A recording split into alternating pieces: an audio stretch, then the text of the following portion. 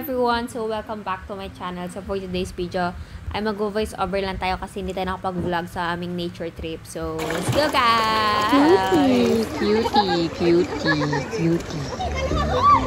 So, itong si Brownie, hindi ko na alam kung anong pangalan niya talaga kasi sobrang dami tinatawag ko sa kanya. Ang cutie niya kasi, alam mo yun, sinusundan niya kami, sinasama niya kami, parang hinahatid niya kami dun papuntang ilog. Although, hindi siya taga sa amin alam mo yun, parang sinasama niya talaga kami, mga turista. Hala! Parang tour guide ang atake. Ganun. Siguro, parang nasi-sense niya na parang, ay, baka si Marimar na to. Charis. Hi, Pulgosa! Waffle! Ay, pancake! Pancake! Be, wag kang umalis. Halika rito, mag-swimming tayo.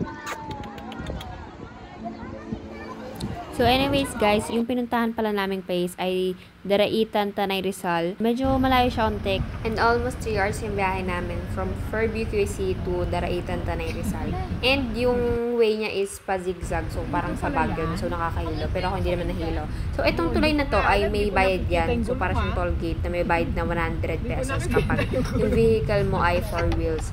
Kapag ka motor, 20, and then kapag tricycle, 50. So, ayang ilog na yan, bungad siya. Pwede kang mag-swimming dyan, pero mas maganda dun sa kasi may umaagos. Nasa dulo pa siya, and dun kami nag-swimming. So, ang pangalan ng pinagstayan namin is Camp Daloy, Daraitan. Maganda siya sa video, pati sa picture, pero in real life, medyo it's not giving. Ganun. Ito pala, nakalimutan ko. Dito sa isang vid ay nagtitimpla ng alak, GSM na may Gatorade na tinimpla, and may mga fruits. Very cocktail ang style niya, ha? Very fruity. I think it's healthy naman ata. So, ayan, balik tayo sa place. So, third floor tong nabook namin, and yung first floor kitchen, and yung second floor na pakyat, is ito yung room na pinagstayan namin. And dyan lang ako natuwa, dyan sa may spider web na yan, and dyan din ako tulog kasi nagtry ako matulog dun sa may kumot, ang baho, girl, hindi ko talaga kinakaya. And I think it's not worth it kasi overpriced siya. To think na hindi pala ba yung mga kumot, and amoy putok, the fuck. May spider web din sa third floor, ay mas maganda mag-picture doon, period. Past lives could never hold me down. Last love is with the wings fire fall. I've got a strangest feeling.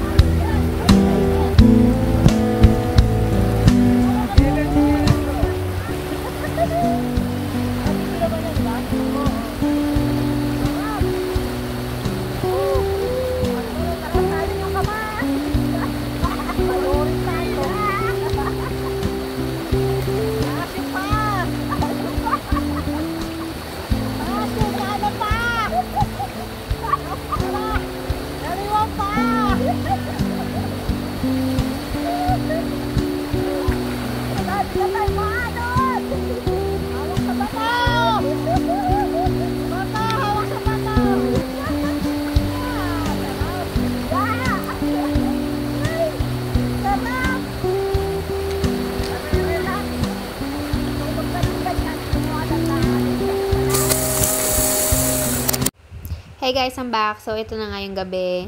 After namin maligo. So, ayan. Sa labas ako natulog kahit mahamog. Batang hamog yarn. Tutukan mo ko talaga. Good morning, guys! minuta na naman siya. Every minute, every hour, every second, minuta yan siya. Nung kinabukasan, May 31, ay naligo kami sa may ilog. Ilog ba yan or river? Basta yun na yun. So, ayan. Gaganda-gandahan lang siya. Tapos, ayan.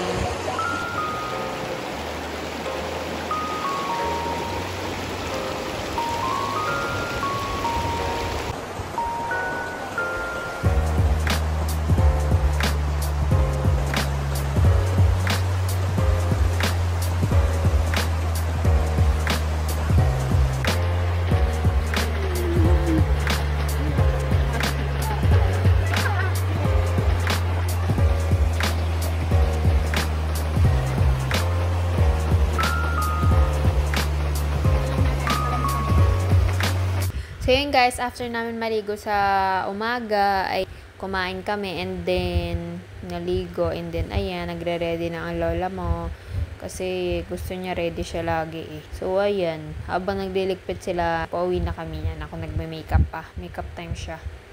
Ayan, haba naman nito, shoot. Kailan mo matapos to? So, kung dami niyang naka-eyeliner pa siya. With full face of makeup si ate mo. Tapos may pimple patch pa siya kasi binibreakout siya niyan. Ayan, medyo malapit na ng onte. Tapos, ayan, nagkabait lang siya ng jewelries niya. Yung gentler niya na anes. And, ayan, tapos na. Tagal, shoot. Hindi pa tapos. Ayan, tapos na siya, guys. So, yun lang, guys. Don't forget to like, comment, and subscribe to my YouTube channel. And, sana nag-enjoy kayo sa video na to. And, kung gusto niyo pumunta sa, pumunta lang kayo. Walang pumapigil sa inyo. So, yun lang. Babush.